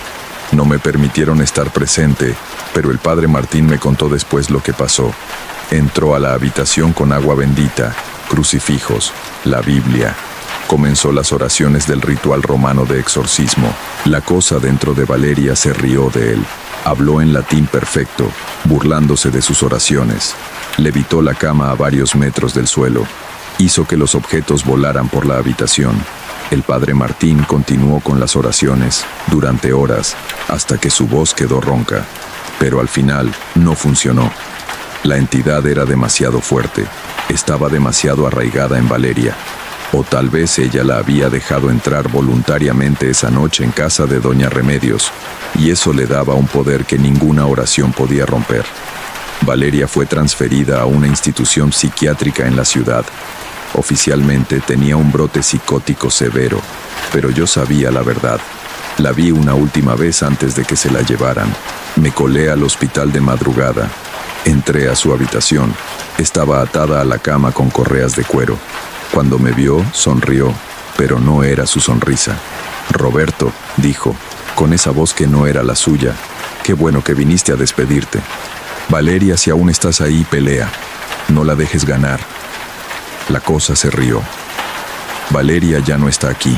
Bueno, está, pero es como un susurro en el fondo, observando, sintiendo todo lo que hago con su cuerpo, pero sin poder hacer nada al respecto». Me acerqué a la cama con el corazón roto. ¿Por qué? ¿Por qué ella? Porque ella abrió la puerta. Porque ella dijo que sí. Tu amiga quería tanto ayudar a su madre que estuvo dispuesta a hacer el canal. Y ahora, la criatura dentro de Valeria estiró el cuello de una forma que ningún humano podría hacer. Ahora tengo un cuerpo. Después de tanto tiempo en el otro lado, finalmente puedo tocar, saborear, sentir este mundo. Eres un monstruo. Soy lo que ustedes llaman cuando no entienden las consecuencias. Doña Remedios sabía lo que estaba haciendo. Ella me ofreció esta chica a cambio de un favor, el amarrar el corazón de un hombre infiel a su esposa. Un comercio justo, ¿no crees? Suéltala. No puedo. El pacto está hecho. Esta carne es mía hasta que se pudra y caiga de mis huesos. Podría ser décadas. Sentí lágrimas rodando por mis mejillas. Pero no te preocupes, Roberto. Prometo cuidar bien de este cuerpo. Y además, sus ojos, que alguna vez fueron de Valeria, brillaron con ese rojo enfermizo que había visto aquella noche. Tú también tienes un don. Tú también puedes ver más allá del velo. Cuando este cuerpo finalmente falle, tal vez busque uno nuevo, uno como el tuyo. El terror me heló. Retrocedí hasta chocar con la pared. Aléjate de mí. No todavía, pero algún día. Espera y verás. Salí corriendo de esa habitación y nunca regresé. La familia de Valeria se mudó del pueblo un mes después. No supe más de ella durante años. Bloqueé su número. Bloqueé a toda su familia en redes sociales. Traté de olvidar. Me sumergí en mis estudios. Me mudé a la ciudad para la universidad. Construí una vida nueva lejos de ese pueblo y de esos recuerdos. Pero nunca me dejó realmente. Aumenté mi sensibilidad después de aquello. Veía más cosas que antes, escuchaba más susurros. Tuve que aprender a vivir con eso, a establecer límites mentales más fuertes. Visité a diferentes tipos de curanderos, de brujos buenos, de sacerdotes. Todos me enseñaron métodos de protección diferentes. Los combiné todos. Llevo una vida casi normal ahora. Me casé con una buena mujer que no sabe nada de mi pasado. Tenemos una hija pequeña, trabajo en una oficina, pago mis impuestos, voy a reuniones familiares. Pero cada noche, antes de dormir, reviso todas las protecciones. Rocío agua bendita en las esquinas. Rezo oraciones que aprendí de diferentes tradiciones. Mantengo luces encendidas en el pasillo, porque sé que está ahí afuera. Sé que aquella cosa dentro del cuerpo de Valeria o de otro cuerpo ahora me recuerda. Y sé que un día podría venir por mí. Hace 3 años recibí un mensaje en Facebook de un número desconocido. Era una foto. En ella se veía a Valeria, o al menos su cuerpo, parada frente a un espejo. Pero en el reflejo, lo que se veía no era humano. Era esa criatura alta y demacrada, con sus ojos rojos brillando en la oscuridad. Debajo de la foto, un mensaje. Todavía te recuerdo. Borré mi cuenta de Facebook esa misma noche. Cambié mi número de teléfono. Me mudé a otra ciudad. Pero sé que no importa qué tan lejos corra. Si esa cosa realmente me quiere, eventualmente me encontrará. Por eso escribo esto ahora, para cumplir la promesa que le hice a Valeria, para advertir a quien lea esto sobre los peligros de meterse con fuerzas que no comprendemos. Doña Remedios sigue viva, sigue haciendo sus trabajos en ese pueblo. Otras personas siguen acudiendo a ella, desesperadas por soluciones a sus problemas.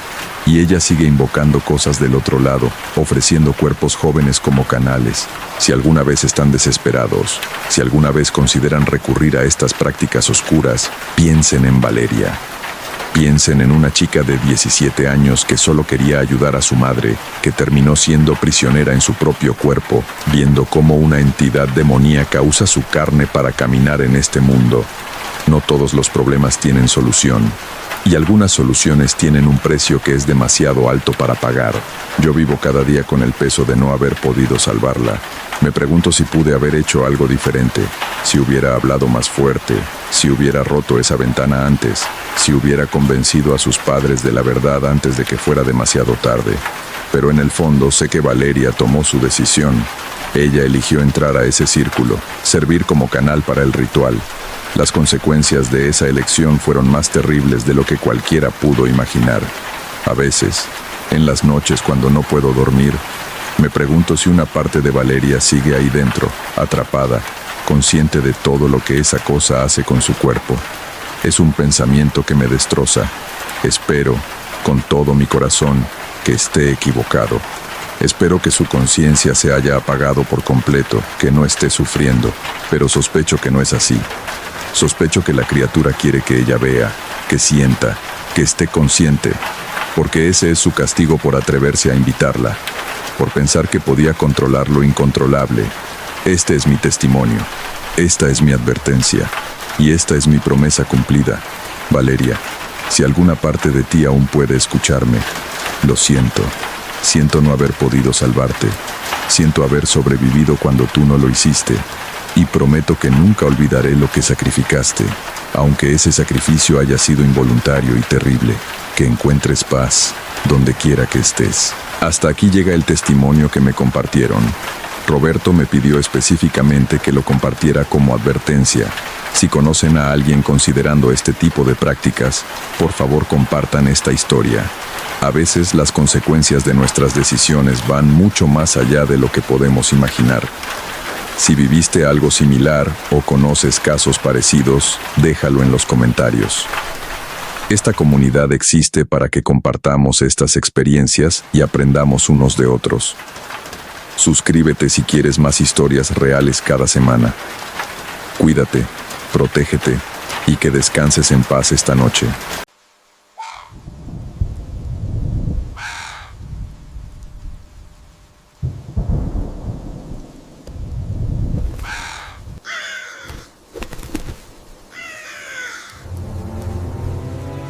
Esta experiencia me la compartió Roberto, un seguidor que trabaja como vigilante nocturno en un edificio de oficinas en la Ciudad de México. Si tú también trabajas en turnos nocturnos y has sentido que no estás solo en un lugar que debería estar vacío, me encantaría que compartieras tu historia en los comentarios. A veces, estas experiencias necesitan ser contadas. Lo que Roberto vivió comenzó como un trabajo rutinario de seguridad, pero se convirtió en algo que lo hizo cuestionar la naturaleza misma de la realidad. Hablamos de espejos que reflejan cosas que no deberían estar ahí, de un piso que oficialmente no existe y de algo que fue invocado hace años y nunca se fue. Prepárate, porque esta historia va a ponerte incómodo. Conseguí el trabajo de vigilante nocturno en el edificio Montemayor hace 3 años. Era un edificio corporativo de 12 pisos en plena Reforma, uno de esos lugares impecables con lobby de mármol y oficinas de lujo. El sueldo era bueno y el trabajo parecía simple: hacer rondas cada hora, monitorear las cámaras, asegurarme de que todo estuviera en orden. Turno de 11 de la noche a 7 de la mañana, 5 días a semana. Mi supervisor, don Héctor, había trabajado allí durante 15 años.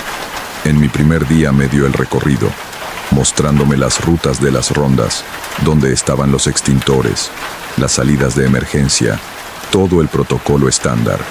Pero hubo algo que me pareció extraño. Estábamos en el elevador y noté que los botones iban del piso 1 al 11, luego saltaban al 13. No había botón para el piso 12. ¿Por qué no hay piso 12?, pregunté. Don Héctor se puso tenso. Es espacio técnico, equipos de mantenimiento, sistemas de aire acondicionado. No es accesible para personal de seguridad. Nunca intentes entrar ahí. ¿Ni siquiera para las rondas? Especialmente no para las rondas. Si hay una emergencia en ese piso, llamas a los bomberos. Tú no entras. ¿Entendido? La firmeza en su voz me dejó claro que no era negociable. Asentí, aunque me pareció raro. Las primeras semanas fueron completamente normales. Hacía mis rondas, revisaba las puertas, monitoreaba las cámaras. El edificio de noche era silencioso, casi demasiado.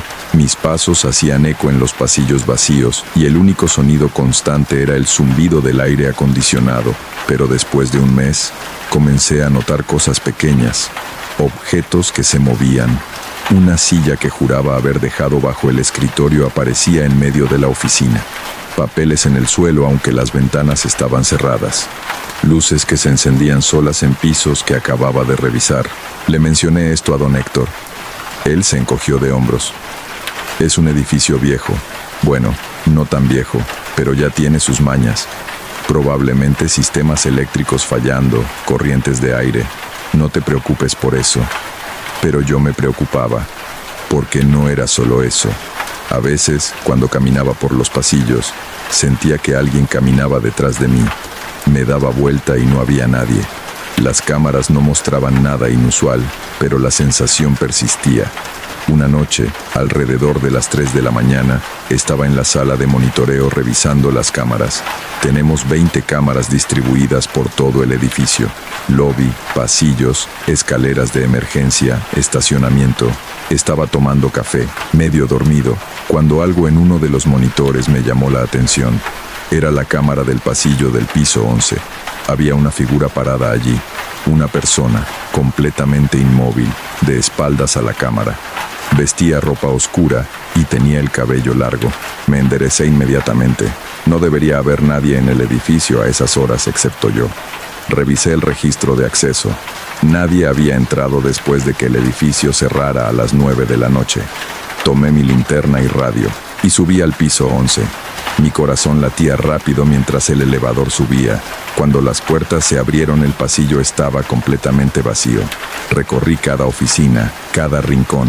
No había nadie. Volví a la sala de monitoreo y revisé la grabación. La figura había estado allí durante exactamente 2 minutos y 30 segundos. Luego, simplemente desapareció. No se movió, no caminó hacia ningún lado. Un frame estaba ahí, el siguiente no. Llamé a don Héctor aunque era su noche libre. Le expliqué lo que había visto. Roberto, dijo después de un largo silencio, necesito que me prometas algo. Pase lo que pase, no vayas al piso 12, ¿me entiendes? Don Héctor, no entiendo qué tiene que ver. Promételo. Está bien, lo prometo. Bien, ahora escucha. El edificio Montemayor fue construido en 1997. Hubo problemas durante la construcción. accidentes, muertes. Y después de que se inauguró pasaron cosas. Empresas que quebraban después de instalarse aquí. Empleados que se suicidaban. Fue tan malo que durante años el edificio estuvo medio vacío. Nadie quería rentar aquí. ¿Y qué pasó? El dueño contrató a alguien, un especialista. Hicieron algo en el piso 12. No sé exactamente qué, pero fuera lo que fuera, funcionó. Las cosas malas se detuvieron. El edificio se llenó. Pero parte del trato era que el piso 12 se quedara sellado. Para siempre. Lo que esté contenido ahí, necesita quedarse ahí. Sentí un escalofrío. ¿Estás diciendo que hay algo en el piso 12? Estoy diciendo que hay razones por las que ese piso no aparece en los planos oficiales del edificio. Razones por las que las escaleras de emergencia saltan del 11 al 13. Razones por las que tú, yo y cualquier otro vigilante tenemos estrictamente prohibido ir allí. Colgué el teléfono sintiendo que mi percepción de este trabajo había cambiado completamente. Los siguientes días traté de actuar normal, pero me obsesioné con el piso 12. Investigué sobre el edificio. Encontré artículos de noticias de finales de los 90 sobre los misteriosos problemas del edificio Montemayor. 3 suicidios en un año. 5 empresas que quebraron en menos de 2 años de instalarse allí. Reportes de empleados que decían escuchar voces, ver sombras, sentirse observados. Luego encontré algo más interesante. Un artículo de 1999 sobre un cleansing energético, realizado en el edificio por un grupo liderado por una mujer llamada Magdalena Cortés, una conocida limpiadora espiritual de la Ciudad de México. El artículo era vago sobre los detalles, pero mencionaba que el ritual se había realizado en los niveles superiores del edificio. Busqué más información sobre Magdalena Cortés y encontré que había muerto en 2015, pero encontré a su hijo, Ernesto Cortés, que aparentemente había heredado el negocio familiar. Lo contacté por email, explicándole que trabajaba en el edificio Montemayor y tenía curiosidad sobre el trabajo que su madre había hecho allí. Para mi sorpresa, respondió rápidamente y accedió a reunirse conmigo. Nos encontramos en un café cerca del edificio. Ernesto era un hombre de unos 40 años, serio, con ojos cansados que habían visto demasiado. Mi madre nunca hablaba mucho de ese trabajo, me dijo, pero sé que fue uno de los más difíciles que enfrentó. Lo que había en ese edificio no era una presencia normal, era algo que había sido invocado intencionalmente. ¿Invocado? ¿Por quién? Por uno de los arquitectos originales del edificio. Aparentemente estaba involucrado en ocultismo. Quiso poner ciertas protecciones en el edificio, pero algo salió mal con el ritual. En lugar de protección, invocó algo oscuro, y ese algo comenzó a alimentarse de la energía negativa en el edificio. ¿Y tu madre lo eliminó? Ernesto negó con la cabeza. No se puede eliminar algo así, solo se puede contener. Ella creó un sello, una barrera. Concentró toda esa energía negativa en un solo lugar, el piso 12. Luego lo selló con símbolos de protección y barreras espirituales. Mientras nadie rompa el sello, la cosa se queda contenida. ¿Qué pasa si el sello se rompe? Entonces todo lo que estuvo contenido durante años se liberaría de golpe. Sería catastrófico. Le conté sobre la figura que había visto en las cámaras. Su expresión se oscureció. Eso es malo. Significa que está probando los límites del sello, buscando debilidades. Tienes que tener mucho cuidado. No te acerques al piso 12. No respondas si escuchas voces. Y si ves cosas que no tienen sentido, ignóralas. No les des tu atención porque eso es lo que quiere. Me fui de esa reunión con más miedo del que había llegado. Esa noche en el trabajo todo se sintió diferente. El edificio parecía más oscuro, más amenazante. Los sonidos normales, el zumbido del aire, el crujido de la estructura, ahora sonaban ominosos. Durante mi ronda de las 2 de la mañana, algo extraño pasó. Estaba en el piso 7 cuando noté que todas las puertas de las oficinas estaban abiertas. Todas. Yo las había revisado 2 horas antes y estaban cerradas con llave. Caminé lentamente por el pasillo. Las oficinas estaban vacías, pero en cada una había algo fuera de lugar. En una, todas las sillas estaban apiladas en el centro. En otra, los cuadros en las paredes estaban volteados. En una más, alguien había escrito en el pizarrón blanco: Piso 12. Sentí que el aire se volvía más frío. Saqué mi radio para llamar a la central, pero solo produjo estática. Entonces escuché el elevador moverse. Me quedé paralizado. El edificio tiene 2 elevadores. Desde donde estaba podía ver los indicadores digitales. Ambos elevadores estaban subiendo. Piso 8, piso 9, piso 10, piso 11. Y luego, algo imposible. Los números cambiaron a 12. Los elevadores se detuvieron en el piso 12. Mi mente racional gritaba que eso era imposible. No había botón para el piso 12. Los elevadores estaban programados para saltar de 11 a 13, pero ahí estaban los indicadores, claramente mostrando 12. Después de un minuto que pareció eterno, los elevadores comenzaron a bajar. Piso 11, piso 10, piso 9. Venían hacia donde yo estaba. Corrí hacia las escaleras de emergencia. Bajé lo más rápido que pude, tropezando en algunos escalones, mi respiración haciendo eco en el hueco de la escalera. No paré hasta llegar al lobby. Me encerré en la sala de monitoreo y revisé las cámaras. Los 2 elevadores habían llegado al piso 7. Las puertas se habían abierto y de cada elevador había salido algo. No era una persona. Era una sombra con forma vagamente humana, pero distorsionada, como si estuviera hecha de humo negro. Las 2 sombras caminaron por el pasillo del piso 7, revisando las oficinas, como si me estuvieran buscando. Después de 15 minutos, regresaron a los elevadores y subieron. De vuelta al piso 12. No dormí el resto de la noche. Me quedé en la sala de monitoreo, con todas las luces encendidas, viendo las cámaras obsesivamente. A las 7 de la mañana, cuando mi turno terminó y llegó el guardia del día, salí de allí temblando. Llamé a Ernesto y le conté todo. «Tienes que salir de ese trabajo», me dijo inmediatamente. «El sello se está debilitando y por alguna razón, esa cosa se ha fijado en ti». «¿En mí? ¿Por qué?» «Tal vez porque estás consciente de ella. Le prestaste atención.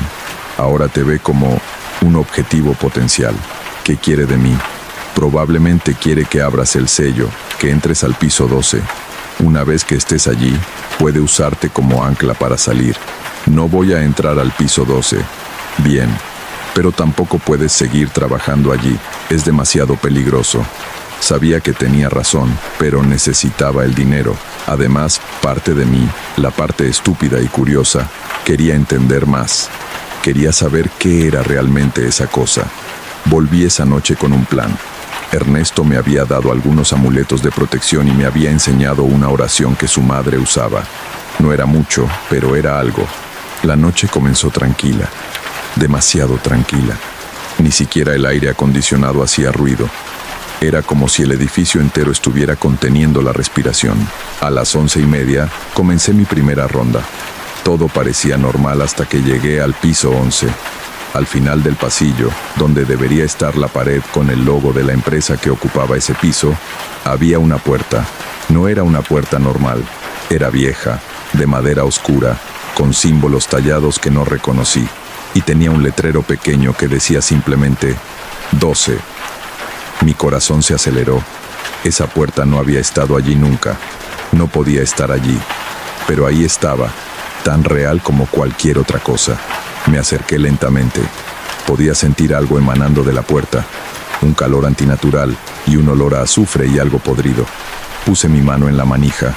Estaba caliente al tacto. «No lo hagas». Me di vuelta bruscamente. Don Héctor estaba detrás de mí, pero algo estaba mal. Su voz sonaba extraña, distorsionada, y cuando lo miré a los ojos, vi que eran completamente negros. «¿Don Héctor?» La cosa que parecía Don Héctor sonrió. «Él no está aquí ahora, pero tú sí. Y has sido muy curioso, Roberto. Muy, muy curioso». Retrocedí sacando el amuleto que Ernesto me había dado. La cosa siseó y retrocedió. «Eso no te salvará por mucho tiempo», dijo. «Ya estás marcado, ya eres parte de esto». «¿Qué eres?» «Soy hambre, soy necesidad, soy lo que fue llamado y nunca fue devuelto. Durante años he estado atrapado detrás de ese sello, alimentándome de las migajas que logro filtrar. Pero ahora el sello se debilita, y pronto seré libre. ¿Por qué se debilita? Porque la mujer que lo creó murió. Su poder sostenía el sello. Ahora solo queda el ritual, y los rituales se desvanecen con el tiempo. Dale un año, quizás 2, y entonces saldré, a menos que...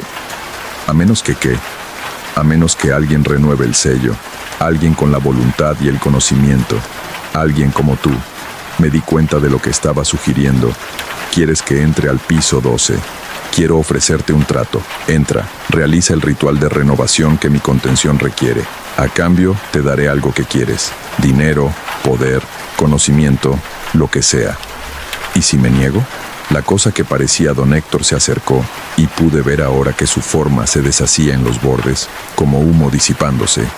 Entonces, cuando finalmente salga, y saldré, tú serás el primero que tome. Te llevaré conmigo al vacío donde he estado atrapado, y pasarás una eternidad en la oscuridad, consciente pero incapaz de moverte, de hablar, de hacer nada excepto existir en agonía silenciosa. Empecé a recitar la oración que Ernesto me había enseñado. La cosa aulló y se disolvió en humo negro que fue absorbido de vuelta hacia la puerta del piso 12. La puerta misma comenzó a disolverse también, pero antes de desaparecer completamente, la escuché una última vez. Volveré, Roberto, y la próxima vez no tendrás dónde esconderte. Corrí hacia las escaleras y no paré hasta llegar al lobby. Llamé a Ernesto inmediatamente. Llegó 30 minutos después con un maletín lleno de velas, hierbas y símbolos pintados en papel. Pasamos el resto de la noche reforzando las protecciones del edificio, colocando nuevos sellos en lugares estratégicos. Esto comprará tiempo, me dijo, pero no es permanente. El sello original necesita ser renovado propiamente, y para eso necesitaríamos acceso al piso 12. Y eso es imposible, lo sé. No imposible, solo extremadamente peligroso. Quien entre ahí tiene que tener una voluntad de hierro y protección adecuada. De lo contrario, esa cosa lo tomará y lo usará para salir. Renuncié la semana siguiente. Le dije a la compañía que era por razones personales. Don Héctor, el real, había vuelto al trabajo sin memoria de haber sido poseído. Le conté un poco sobre lo que había pasado. Él solo asintió tristemente. Sabía que esto pasaría eventualmente, dijo. El sello de Magdalena no iba a durar para siempre. Alguien tendrá que hacer algo pronto, o ese edificio se convertirá en una pesadilla otra vez. Han pasado 6 meses desde que dejé ese trabajo. Sigo en contacto con Ernesto. Está trabajando en un plan, buscando otros practicantes que puedan ayudar a renovar el sello. Pero es complicado. Ese tipo de magia requiere preparación, timing correcto y coraje. Mientras tanto, el edificio Montemayor sigue operando. Miles de personas trabajan allí todos los días, sin idea de lo que está contenido en el piso que oficialmente no existe. A veces pienso en volver, en reunir el coraje para entrar al piso 12 y terminar esto de una vez por todas. Pero luego recuerdo esos ojos negros, esa voz prometiéndome una eternidad de agonía, y sé que no estoy listo. Tal vez nunca lo esté. Y con eso termina el relato de Roberto. Él me dice que el edificio Montemayor sigue en pie, sigue funcionando, y que hasta donde sabe, nadie ha renovado el sello todavía. Si alguna vez has trabajado en un edificio con un piso que nadie menciona, o has sentido que hay lugares en tu trabajo que es mejor evitar, déjalo en los comentarios. Estas historias de espacios contenidos siempre me fascinan. Si llegaste hasta aquí, suscríbete para más testimonios cada semana. Que pases una buena noche. Y si trabajas en un edificio alto, tal vez es mejor no preguntar por qué faltan pisos.